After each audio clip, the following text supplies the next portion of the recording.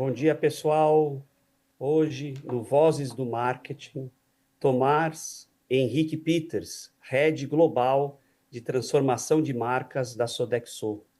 Vozes do Marketing é uma iniciativa do Encontros com o Futuro, feito pela produtora brasileira com apoio da Prime, que é o braço da ONU de Universidades e Negócios no Brasil e no mundo, da PwC, do Pacto Global da ONU, do Conselho Regional de Administradores de São Paulo, das Eurocâmaras e da Aberge. Tomás, olha quanto apoio para um videocast. Tomás está hoje na França, direto da sede da Sodexo. Um prazer enorme ter você aqui com a gente para esse bate-papo que vai não só para os alunos, mas para a grande parte do setor privado.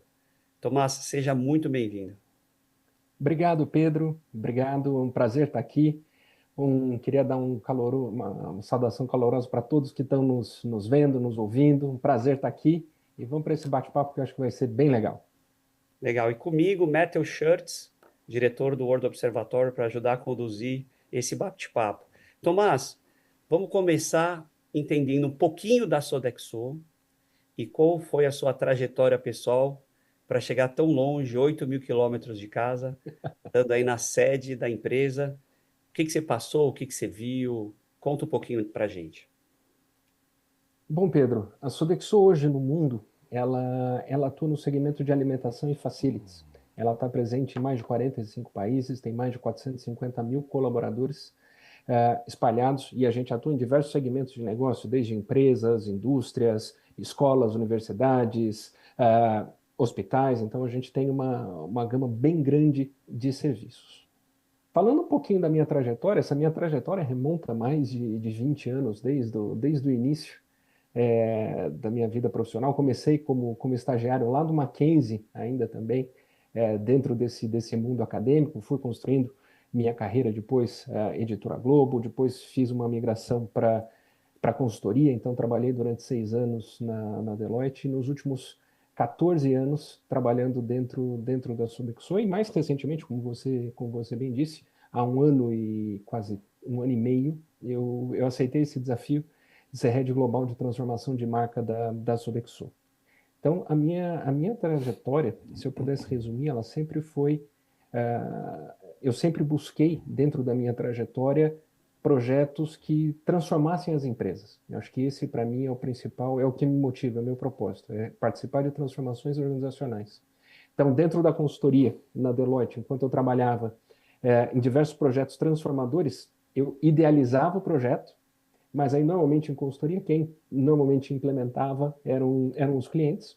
E aí, por uma decisão pessoal, casei essa vida de consultoria junto com casamento, cada hora você está num lugar, e eu achei melhor, não, deixa eu mudar para construir um casamento saudável. E aí acabei entrando na Sodexo, onde eu encontrei realmente um terreno muito fértil para fazer esses projetos transformadores. Então, eu já tinha esse conhecimento do desenho de projetos da consultoria, e na Sodexo não só pude desenhar, mas também como implementar. E eu acho que aí a cultura de intraempreendedorismo da Sodexo, por conta do seu fundador, acho que isso também foi um terreno muito fértil para eu fazer diversos projetos, implementar diversos projetos, e que me possibilitaram com... Alguns fracassaram, mas graças a Deus a maioria deles deu certo. Eu ter essa oportunidade aqui no grupo, na sede da Sodexo aqui na França, e hoje eu sou responsável pela marca Kitchenworks, que está presente em 19 países, e a gente tem hoje mais de 1.200 restaurantes espalhados por todos esses países. Mas, Tomás, olhando ainda esse ponto da sua construção de carreira, o que você fez de graduação e quais foram os passos que você ainda não tinha essa visão no Uhum, futuro, sim. colaboraram para o que você consegue desenvolver hoje? Como é que você fez para ter essa visão que depois te ajudou quando você passou por consultoria, desenvolvendo projetos, Sim. mas também entendendo todo o fluxo de uma grande empresa para conseguir propor e executar? O que você achou que funcionou para você? Bom, falando um pouquinho sobre a minha formação acadêmica, sou graduado em administração de empresas. Depois de 7 anos de graduado, eu fiz minha pós-graduação. E aí, ao longo depois da minha pós, Eu fui fazendo diversos cursos de extensão sempre para me buscar manter atualizado no mercado, então temas que iam surgindo, então sempre fazia cursos de curta, média duração e sempre buscando complementar conhecimentos que eu necessitava em determinado projeto. Então, por exemplo, fui responsável por fazer toda a estratégia de varejo da Sodexo, então fiz um curso de extensão em gestão de varejo, gestão estratégica de varejo.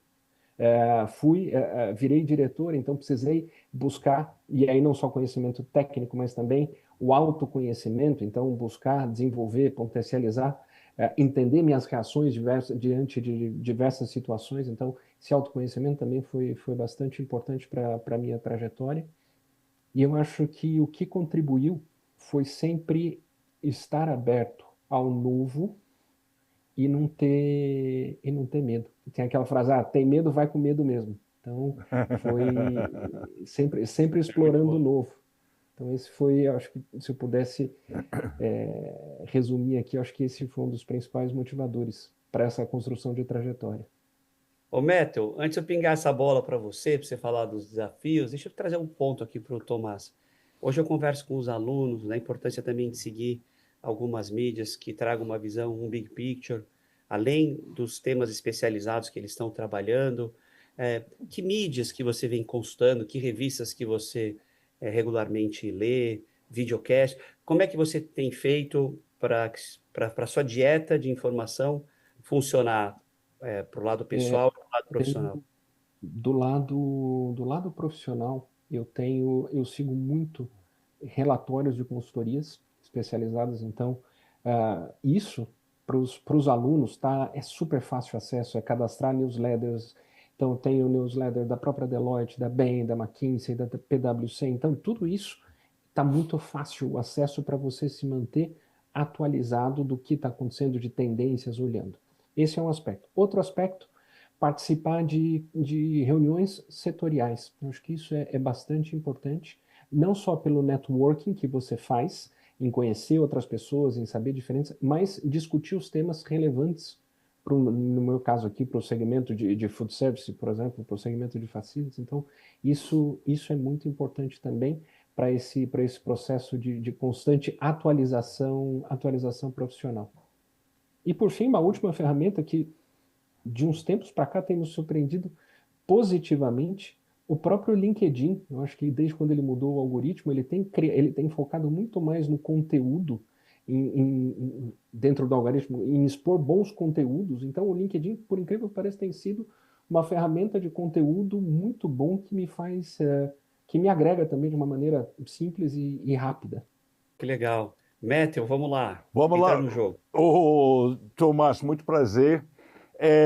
No cenário atual, nesse momento da história, como você vê os principais desafios e oportunidades para a Sodexo e para o setor em geral? Estou falando de marketing e comunicação e como eles são estratégicos para hoje, os dias de hoje. Prazer. Sim, prazer estar aqui com você também. Respondendo aqui a sua pergunta, eu acho que o principal desafio, se eu pudesse elencar, dentro da Sodexo hoje, nós temos acho que três grandes pilares ou três grandes desafios. Primeiro, nós somos a Sodexo, nós somos parceiros estratégicos dos nossos clientes na atração, engajamento e retenção de colaboradores.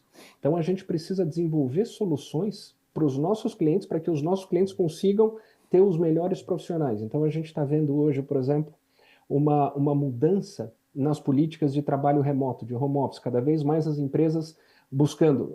Pós-pandemia foi, não, vamos flexibilizar. Agora as empresas estão buscando trazer de volta, principalmente o que a gente chama, né, de go back to office, de voltando para o escritório.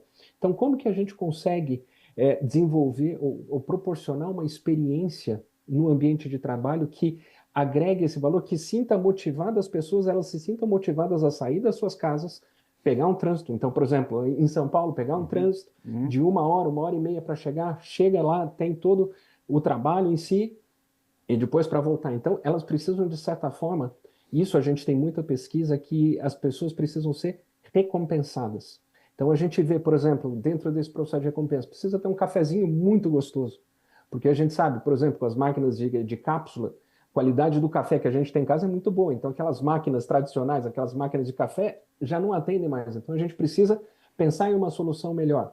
Questão da comida, então eu preciso ter uma experiência de alimentação diferente da experiência da comida que eu tenho de casa, porque se eu for para comer meu arroz e feijão de casa, eu vou comer em casa, então quando eu for para o escritório, eu quero ter uma alimentação diferente. Eu quero, por exemplo, dentro de uma reunião, ter um coffee break diferente. Então, tem tudo isso que a gente precisa pensar.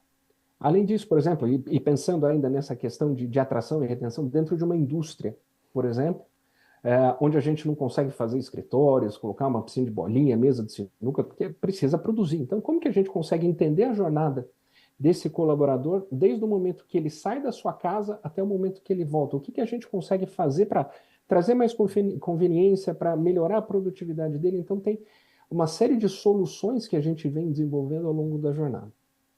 Esse eu acho que é um primeiro grande pilar de atração, retenção e engajamento. Eu acho que o segundo grande desafio é entregar consistência na experiência que a gente quer, na experiência do nosso cliente consumidor.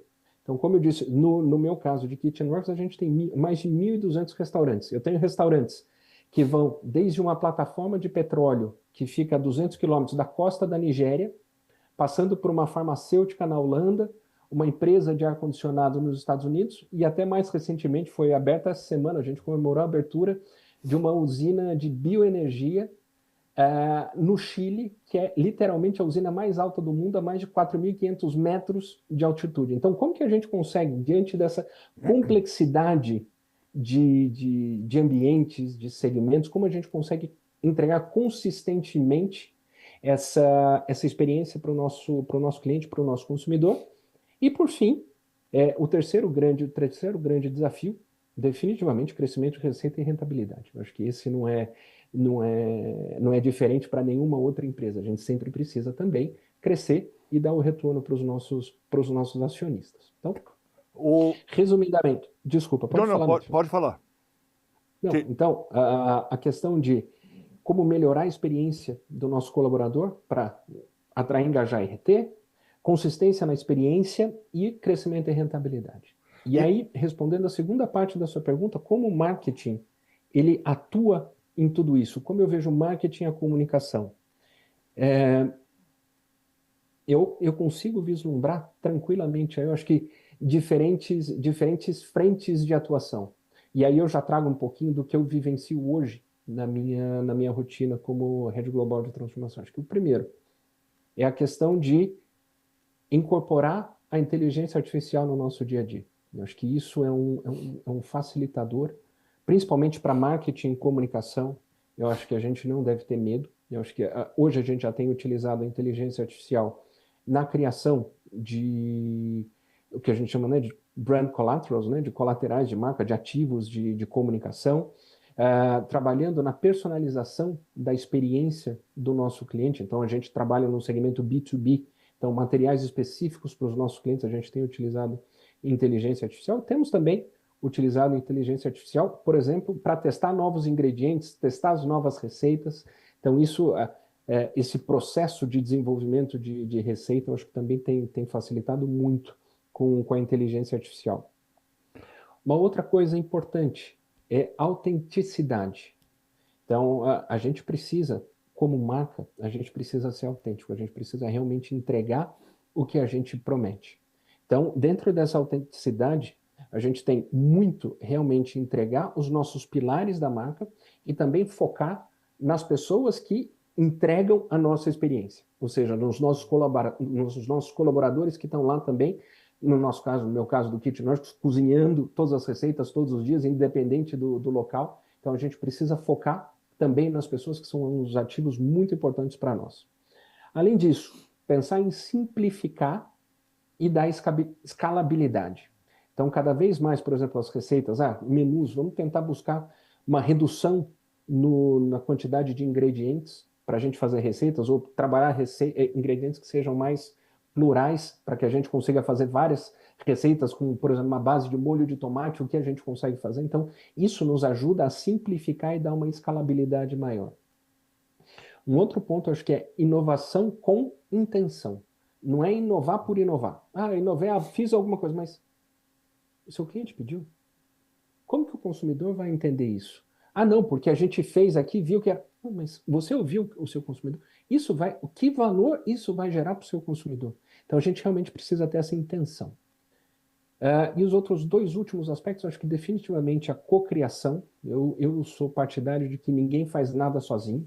Eu acho que cada vez mais o nosso consumidor ele é único, mas ele é bombardeado por diversas empresas, por diversas marcas, e por que não buscar unir forças para entregar uma melhor experiência para o cliente? Então a gente já tem feito isso com chefs famosos, chefs renomados. Então aqui no Brasil, Sodexo fez com o Rodrigo Mocotó. Nos Estados Unidos, o Kitchenworks fez com o chefe Michael Simon, que é um chefe muito famoso, jurado de reality show nos Estados Unidos. Então tudo isso a gente busca fazer essa cocriação com outros players da indústria, como Coca-Cola, Unilever, Red Bull, para a gente trabalhar e entregar aquilo que o consumidor precisa. E por fim, não podemos esquecer de supply chain e operação. Então, no final das contas, como o nosso negócio é serviço, a gente precisa entregar uma comida boa, ainda mais aqui na Europa, responsável, olhando a pegada de carbono, se é nutricional, se é sustentável. Então, tudo isso gera essa complexidade que o marketing ele vem, dentro da minha visão, marketing e comunicação como um grande orquestrador de todas essas funções. Ótimo, muito obrigado, viu? Pedro? Então, eu vou pegar dois ganchos aqui do Tomás, Metel. Tomás, quando você fala, primeiro, você trouxe transformação de marca. Uhum. Vocês constroem toda uma reputação. Eu gostei muito de você ter trazido como seu primeiro ponto os colaboradores, e depois os seus clientes, e depois toda a parte que é o retorno para os investidores e acionistas. Acho uma linha super bem orquestrada. Agora, quando você constrói essa marca, essa reputação, qual a posição de um head de transformação de marca? Como é que você... A ideia é ter uma transformação disruptiva, incremental? O que está dentro do teu cargo, por exemplo? Dentro do meu cargo, eu sou responsável por definir todos os padrões dentro da minha marca. Então, e é importante, eu só vou dar um passo atrás até para contextualizar um pouco o porquê desse cargo. Então, se a gente fala do segmento de alimentação, especificamente, né, que eu estou aqui dentro de transformação de marca de alimentação, hoje, um colaborador que trabalha numa mineração tem necessidades nutricionais diferentes de um paciente hospitalar, diferentes de um aluno no ensino fundamental, que por sua vez é diferente de um idoso que está numa casa de repouso. Então, para cada um, e cada vez mais a Sodexo começou a prestar atenção e começou a ter esse movimento de realmente entender a fundo os seus clientes e consumidores nas suas necessidades, e para isso desenvolveu marcas específicas para atender cada um desses nichos, desses segmentos de clientes e consumidores. E dentro dessa transformação, imagine que a gente sai de um negócio que a marca era a própria Sodexo, que acaba sendo, de certa forma, um pouco comoditizado, para uma marca específica que agrega valor, que tem conhecimento do cliente, do consumidor, que traz as necessidades do cliente consumidor na sua forma de gerir. Então, a transformação em si exige que, no meu caso, eu faça a orquestração com os 19 diferentes países, desde como eu vou vender isso de uma melhor maneira possível. Então, como eu vou treinar os meus gerentes comerciais para que eles entendam realmente esse valor, as especificidades dos nossos clientes e dos nossos consumidores. Como eu vou fazer o custeio de tudo isso? Então, tem preços e preços. Uma coisa é eu vender uma comida num restaurante em Nova York, outra coisa é eu vender essa comida na China. Então, tem diferentes preços. Como eu vou inaugurar esse restaurante? Quais são os padrões? Eu preciso, independente do meu país e da estrutura existente, eu preciso me enxergar num restaurante Kitchenworks. Então, fazendo uma analogia, uma grande rede de fast food, você consegue, independente de qual seja, você consegue enxergar uma similaridade nos restaurantes que você vai ao redor do mundo. E é um pouco do meu trabalho. E por fim, garantir, né? Todos os dias a gente cozinha, faz comida e garantir que o meu consumidor ele esteja satisfeito, para que aí a gente consegue ter essa recorrência. Então, se eu olho essa transformação, são muitas engrenagens que precisam ser orquestradas para que eu consiga realmente garantir essa transformação e a entrega da minha promessa de marca dentro do KitchenWorks. Sabe um ponto interessante, Metal, escutando aqui o Tomás, Hum, e é uma queixa recorrente dos executivos que vêm aqui no videocast, é a dificuldade de realmente atrair e reter mão de obra, e vocês são intensivos em mão de obra, e a atuação de vocês é global, e procuram manter um ótimo padrão de qualidade, uma cultura na empresa, parece algo muito complexo. O que que antecede, por exemplo, a abertura de um restaurante? Como é que vocês, ah, não só, porque aquele ponto, né, Tomás? Tudo ia bem até o cliente dizer sim. Ele fala assim, vamos contratar vocês, vem. O que que antecede isso? Não, só para dentro de um processo que a gente chama de mobilização, né, que é um processo de abertura, tem todo um processo, vamos dizer assim, o processo de cadastro, que esse cliente precisa existir nos nossos sistemas, para que aí a gente consiga iniciar todo o processo, a gente precisa cadastrar qual é o menu, a matriz de cardápio que a gente vai ofertar para aquele cliente durante, e a gente roda com 9 semanas de menu, isso de acordo com o país, varia de 5, 6 a 9 semanas, para a gente ter essa previsibilidade, então falar assim, o supply chain e abastecimento, a gente vai começar a operar um novo cliente no endereço tal, então a gente precisa que você mande X toneladas de arroz, X toneladas de feijão, X toneladas de carne bovina, de carne de frango, para já começar a fazer todo o processo de compra, entrega nos centros de distribuição, nova roteirização para otimizar. A gente tem a equipe de arquitetos que vão e fazem todas as obras, fazem todas as adequações estruturais de comunicação visual para garantir que o restaurante esteja bom e em plenas condições para os nossos colaboradores prepararem comidas seguras, nutritivas e saudáveis para os nossos consumidores e para os nossos consumidores para eles terem essa experiência agradável no restaurante. E por fim, vem toda a área de recursos humanos, que a gente precisa contratar pessoa, a gente precisa treinar essas pessoas. Então, assim, é um processo que a gente consegue otimizar, mas a gente de 30 a 45 dias para a gente conseguir abrir novos restaurantes. Mas isso a gente vamos dizer assim, já está no automático, a gente já consegue fazer isso com maestria. E só para dar um dado interessante, enquanto eu ainda estava no Brasil, a gente conseguia mobilizar um restaurante a cada 2 dias úteis. Então uau. isso foi algo que bastante orgulho para nós, como a gente conseguiu garantir essa engrenagem tão bem azeitada para que a gente conseguisse fazer essa mobilização. Realmente é genial, né, Metal? É Ah, sensacional. não, porque eu tinha um professor na GV, Tomás, que sempre falava, trabalhar com público, trabalhar com perecível é super complexo. Vocês ainda têm um fator adicional, que é mão de obra em diferentes países, com Sim. diferentes marcos legais, complexidades, e às vezes, como você disse, uma mineradora, você tem a questão da onde está baseada a empresa, uma plataforma Uhum. de petróleo, ou seja, não tem nenhuma equação muito fácil. Não, não tem. E a questão e trazendo aqui, eu acho que um dos grandes pontos aqui que eu consegui implementar para a marca KitchenWorks foi as questões, o que a gente chama de fix and flex. O que são aspectos fixos que são inegociáveis e que a gente precisa ter independente do resto, e quais são aspectos flexíveis. Então, por exemplo, quando a gente fala de comida, se a gente fala uma comida afetiva, uma comida que te dá conforto, aí no Rio de Janeiro é uma, eu aqui em Paris é outra, e para o Matthew em São Paulo é outra. Então, assim, a comida ele precisa ser, a comida precisa ser flexível, o cardápio precisa ser localizado. Mas, por exemplo, alguns itens de comunicação da marca, como eu tenho aqui, por exemplo, o community symbol que a gente precisa estar presente, a marca em si, o logo, as cores. Então, tudo isso são aspectos que a gente consegue deixar fixo para transmitir essa mesma experiência. E é claro que tem casos e casos e a gente precisa estar aberto. Então, você trouxe ali que a gente precisa ter essa agilidade para mudar. Eu, a questão de 3 meses, estava conversando com o Peru, porque eles iam inaugurar uma mina e a altitude, e o uniforme não era quente o suficiente.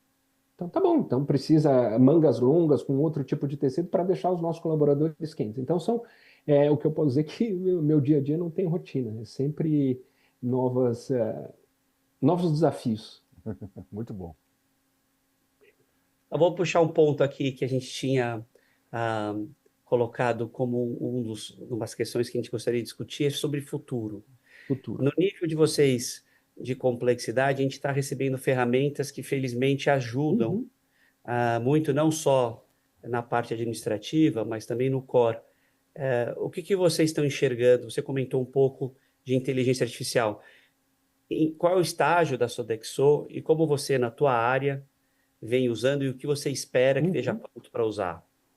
Bom, eu acho, olhando para o futuro, e aqui, se você me permite, eu vou fazer um futuro para os nossos ouvintes, principalmente para os nossos estudantes, o que vem de futuro, o que eu enxergo de futuro, e conversando com outros pares, eu acho que assim, falar de futuro, a inteligência artificial não é futuro, já é um presente. Ou seja, eu acessando os relatórios, eu acessei um relatório muito interessante do CMO Barometer aqui da Europa, que fala que 81% dos CMOs já consideram a inteligência artificial como essencial no dia a dia do trabalho, ou seja, já é uma realidade. E a questão aqui não é quando, mas como você vai se adaptar à inteligência artificial. E eu acho que esse é o principal catalisador de mudança para a nossa atividade de marketing. Então, se a gente olha hoje o que a gente tem feito, criação, automatização de conteúdo, personalização de proposta de conteúdo para os clientes, a gente consegue fazer as receitas, a gente tem trabalhado muito com inteligência artificial em treinamentos, então desenvolve treinamentos e as traduções que a gente tem, as traduções e a própria dublagem, a inteligência artificial consegue, eu desenvolvo um treinamento em inglês, automaticamente eu já tenho ela disponível para outras 40 línguas, então é uma coisa absurda, é uma coisa que até então era impensável. A gente tem cada vez mais isso, é algo que a gente vem trabalhando na capacidade da inteligência artificial prever o futuro. Então, assim, de trabalhar dados, buscar ter uma boa coleta de dados para que a gente consiga jogar esses dados de uma maneira correta para que a inteligência artificial nos ajude a entender tendências e antecipar essas tendências, o que os nossos consumidores gostariam de comer, ou como eles estão, qual o feedback que a gente tem recebido deles, e para antecipar essas movimentações de consumo e realmente atender e, de certa forma, exceder as expectativas que eles têm com relação aos nossos produtos e serviços. Genial, genial. Matthew, quer puxar? Eu quero. Muito interessante. E como eu tenho uma curiosidade, como a inteligência artificial muda os conselhos que você daria para os jovens. Eles devem estudar as mesmas coisas, devem mudar. Eu pensei agora, assim, você já faz a tradução para 40 línguas. O que uma pessoa que lida com isso precisa saber?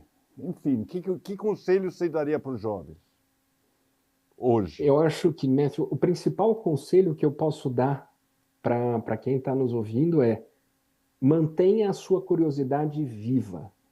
Ou seja curioso, porque hoje o mundo muda muito rápido. Ou seja, o que você... Já tem estudos que falam que você aprendeu há 5 anos já não te serve de mais nada. Ou seja, são coisas que você precisa buscar sempre ser curioso. E aí, que tipo de conhecimento, ou acho que é mais habilidade e atitude que você precisa, que é a questão de aprender a desaprender para aprender de novo. Eu acho que esse é um conceito. Você precisa aprender a aprender. Porque constantemente vem coisas novas, novos conhecimentos. Então, como você faz para deixar aquilo lá numa pastinha, que você já sabia numa pastinha, está aberto ao novo? E eu posso trazer aqui, é fácil falar, Sim. Mas não necessariamente fácil de implementar. Eu posso falar isso hoje, eu estou morando aqui na França há 6 meses e eu posso falar isso com o idioma francês. Então, assim, está sendo um desafio buscar essa minha elasticidade mental para trazer o francês dentro do meu dia a dia, por conta do inglês, do português, até do espanhol, mas assim, como que eu faço para entrar? Então, essa questão de você aprender a aprender, e principalmente de novas formas, né, de um jeito novo. Eu aprendi línguas com livro de gramática, ditado, teste oral. Hoje não se faz mais isso. Então, assim, como que você pode buscar jeitos novos para aprender coisas novas?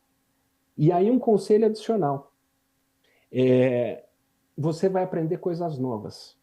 Só que você não vai ser bom logo de cara. Então, assim, você sabe o que você sabe hoje muito bem. Você vai precisar aprender coisas novas. Então, você não vai ser bom, você vai ser ruim nesses novos aspectos de coisa que você vai aprender. E aí você precisa ter essa confiança, esse grau de desconforto que vai te trazer ok, essas coisas novas eu não sou tão bom, mas como eu consigo ser melhor nesse novo aspecto, nesse novo conhecimento? Então, aprenda a aprender, mas saiba que, uma vez que você aprende, você tem um ciclo para você crescer de novo, para você ser bom naquilo que você ainda não sabe que você é bom. Tomás, deixa eu emendar. Como é que você aprende coisas novas?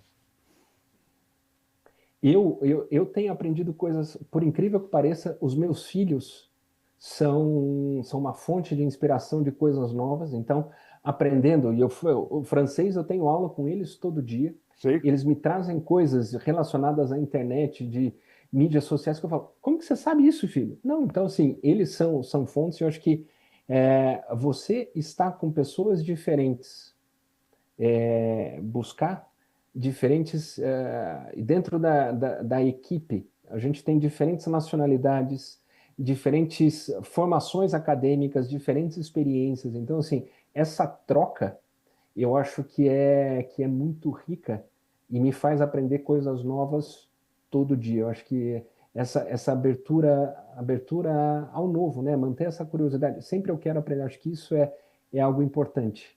Muito bom.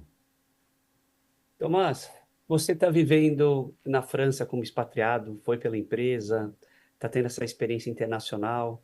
Uhum. Aí, para os jovens, como é que você traz essa importância de sair um pouco da realidade que eles estão, da realidade construída que eles estão da universidade para casa, para o trabalho, para conseguir enxergar essas diferentes realidades, tomar esse risco? Como é que você precifica isso, a importância disso? Olha,